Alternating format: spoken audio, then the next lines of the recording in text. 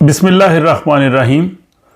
नाजरीन, आज की स्वीडन की डायरी में शामिल ऐसी खबरें और रिपोर्ट्स हैं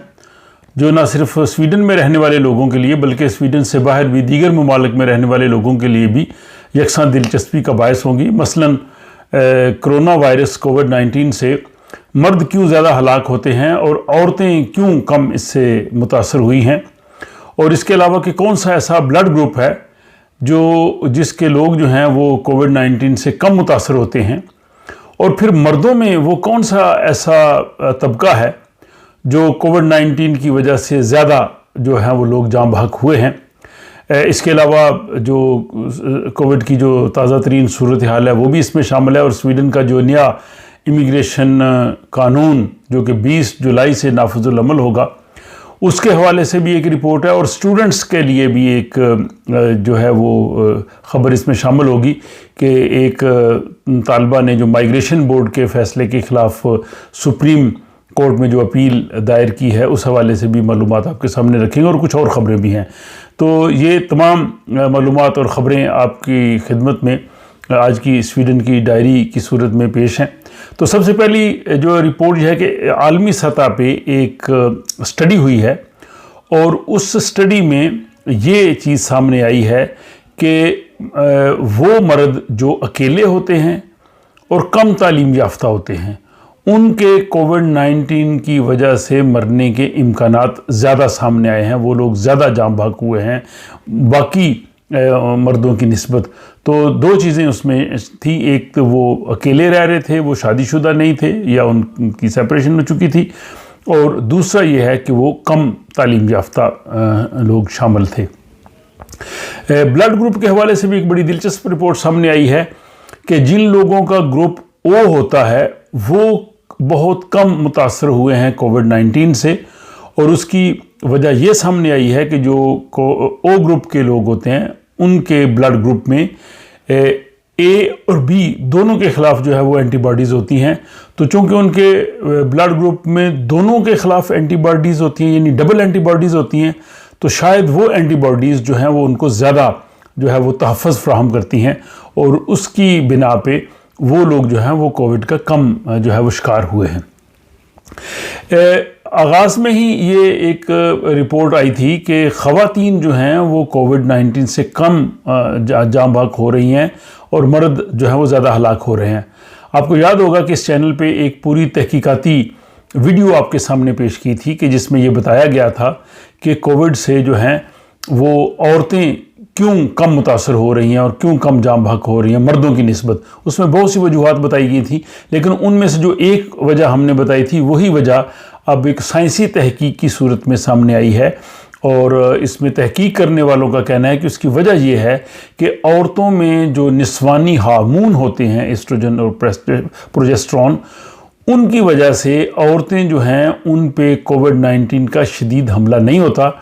और वो उससे जो है वो कम हलाक हुई हैं या उनसे वो कम मुतासर हुई हैं मर्दों की निस्बत। तो वो वजह भी अब सामने आ चुकी है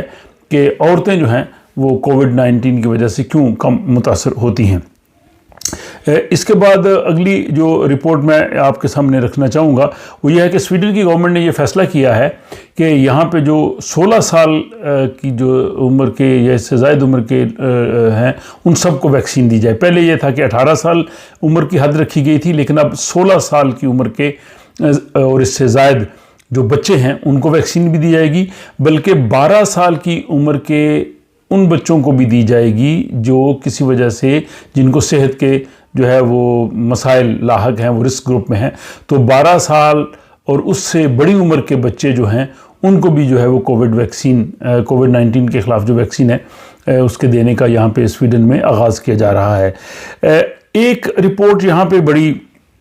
दिलचस्प आई है कि वैक्सीन के हवाले से स्वीडन में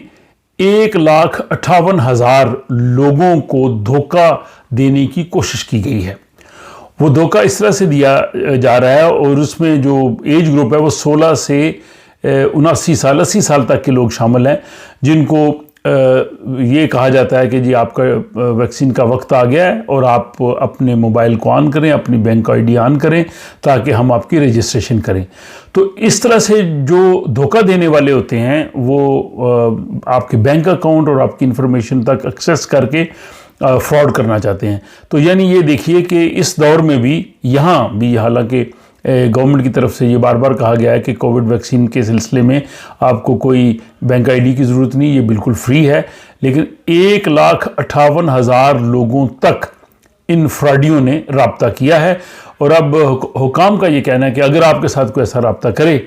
تو آپ اس کو پہلے تو کہیں کہ یہ ویکسین بالکل فری ہے، آپ کو مجھ سے بات کرنے کی ضرورت نہیں ہے، اور دوسرا اگر وہ کرے تو اسے کہیے آپ اپنا نام اور ٹیلی فون نمبر مجھے دے دیں، میں آپ کو دوبارہ بعد میں کال بیک کرتا ہوں۔ تو اگر آپ ایسا کہیں گے تو وہ فراڈی آپ کو کبھی بھی اپنا نام، نمبر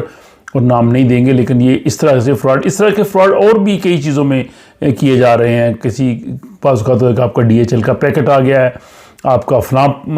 پوسٹ سے کوئی چیز آئی ہے، تو اس طرح سے اگر کوئی بھی آپ سے فراڈ کرنے کی کوشش کرے تو آپ تھوڑے ہوشیار رہیں، کیونکہ یہ فراڈی جو ہیں وہ کافی سرگرم عمل ہیں۔ سویڈن میں زیر تعلیم بھارت سے تعلق رکھنے والی ایک طالبہ کا جو کیس جو ہے اس وقت سپریم مائیگریشن کورٹ کے پاس زیر سماعت ہے، اور کورٹ نے اس کی اپیل جو ہے وہ سماعت کے لیے منظور کر لی ہے۔ وہ طالبہ جو تھی وہ پارٹ ٹائم تعلیم حاصل کر رہی تھی، یعنی وہ فل ٹائم اسٹوڈنٹ نہیں تھی، اور اس دوران اس نے مائیگریشن بورڈ کے پاس اپنا کیس بھیجا تاکہ اس کا ویزا ایکسٹینڈ کیا جائے، لیکن مائیگریشن بورڈ نے اس کی درخواست مسترد کر دی چونکہ وہ فل ٹائم اسٹوڈنٹ نہیں ہے، تو اس لیے اس کا ویزا جو ہے وہ ایکسٹینڈ نہیں کیا جا سکتا۔ اس طالبہ نے پھر جو ہے وہ سپریم جو کورٹ ہے جو مائیگریشن سے متعلقہ کیسز کا فیصلہ کرتی ہے، اس میں اس نے اپنی اپیل دائر کی، اور اس نے کہا جی کہ کووڈ کی وجہ سے جو صورتحال تھی اور میں اس میں فل ٹائم اسٹوڈنٹ نہیں رہی، لیکن مجھے جو ہے وہ اس چیز کی اجازت دی جانی چاہیے کہ میرا کیس جو ہے وہ سنا جائے اور میرا ویزا ایکسٹینڈ کیا جائے۔ تو اب یہ بہت ہی اہم کیس ہے، اگر اس طالبہ کو ریلیف ملتا ہے اور سپریم کورٹ جو ہے وہ اس کے کیس کو منظور کر کے مائیگریشن بورڈ کو یہ حکم دیتی ہے کہ اس کے ویزے کو ایکسٹینڈ کیا جائے، تو اس سے اور بہت سے طالب علم جو ہیں جو اسی قسم کی صورتحال سے دوچار ہیں ان کے لیے بھی بہت فائدہ ہوگا۔ تو آئندہ آنے والے دنوں میں لوگوں کی نظریں جو ہے وہ اس عدالت کی جانب لگی ہیں کہ وہ اس کیس کا کیا فیصلہ کرتی ہے۔ مائیگریشن بورڈ کے حوالے سے خبریں یہاں اس ہفتہ کافی یہاں پہ زیر بحث رہی ہیں۔ پہلی چیز یہ ہے کہ سویڈش پارلیمنٹ نے 22 جون کو ایک نیا امیگریشن لا جو ہے وہ منظور کیا ہے، اور وہ لا جو ہے وہ 20 جولائی سے نافذ العمل ہوگا۔ اس کے میں ایک تو سیاسی پناہ لینے والوں کے حوالے سے کہا گیا ہے کہ اگر ان کا کیس ایکسیپٹ ہو جائے گا تو پھر ان کو 3 سال کے اندر یہاں پہ سویڈن میں اپنی ملازمت اور جاب جو ہے وہ شو کرنا پڑے گی، اور ان کو بتانا پڑے گا کہ وہ اپنا معاشی بوجھ خود اٹھا سکتے ہیں، تب ان کو جا کے پرماننٹ ویزا دیا جائے گا۔ دوسرا یہ تھا کہ جو لوگ جو ہیں جن کے پاس ورک پرمٹ ہے اور جن کو یہاں پہ کام کرنے کا اجازت نامہ دیا گیا ہے، وہ ان کو یہ بتانا پڑے گا کہ گزشتہ 7 سالوں میں 4 سال کے دوران ان کے پاس یہ ورک پرمٹ رہا ہے اور وہ کام کر رہے ہیں، اور اگر وہ اپنی فیملی کو بلائیں گے تو ان کی اتنی انکم ہے کہ وہ ان کا بوجھ اٹھا سکیں گے، ان کے پاس گھر ہے اور وہ ایک اچھی زندگی یہاں پہ گزار سکتے ہیں۔ اور اسی طرح جن نے اپنی کمپنی بنائی ہوئی ہے اور اپنا بزنس ہے اور اس کے تحت وہ اپنی فیملی کو بلانا چاہتے ہیں، تو ان کے لیے بھی یہی شرائط ہوں گی کہ وہ بتا سکیں گے کہ ان کی اتنی انکم ہے، وہ اپنی فیملی اگر یہاں پہ آ جائے گی تو وہ ان پہ بوجھ نہیں بنیں گی اور وہ ایک اچھی زندگی گزار سکیں گے۔ اب انکم کے حوالے سے اور گھر کتنا ہونا چاہیے، کتنے افراد ہیں، اور اچھی زندگی سے مراد کیا ہے، اس حوالے سے مائیگریشن بورڈ کا کہنا ہے کہ وہ جلد ہی اپنا ایک کرائٹیریا متعین کریں گے، اور یہ جو لا بنا ہے اس میں وہ سب لوگ شامل ہیں، خواہ وہ یورپ کے دیگر ممالک سے، اٹلی سے، یونان سے سویڈن میں آئے ہیں، ان کے پاس بھی یہ ورک پرمٹ ہے یا ویزا ہے، یا جن اسٹوڈنٹس کو ملا ہوا ہے، یا دیگر ممالک سے ہیں، وہ سب کے سب لوگ جو ہے وہ اسی گروپ میں آتے ہیں۔ اور 20 جولائی تک اگر ان لوگوں کے کیسز کا فیصلہ نہیں ہوگا تو پھر 20 جولائی کے بعد ان پہ یہ نیا قانون جو ہے وہ نافذ العمل ہوگا۔ اس حوالے سے اسے چینل پہ 2 الگ ویڈیوز بھی موجود ہیں جس میں زیادہ تفصیل سے بات کی گئی ہے، آپ انہیں دیکھ سکتے ہیں۔ اس کے بعد ابھی جو یہاں پہ سویڈن میں جو سیاسی بحران ہے وہ جاری ہے، اور ابھی جو ہے وہ منڈے کے روز کمنگ جو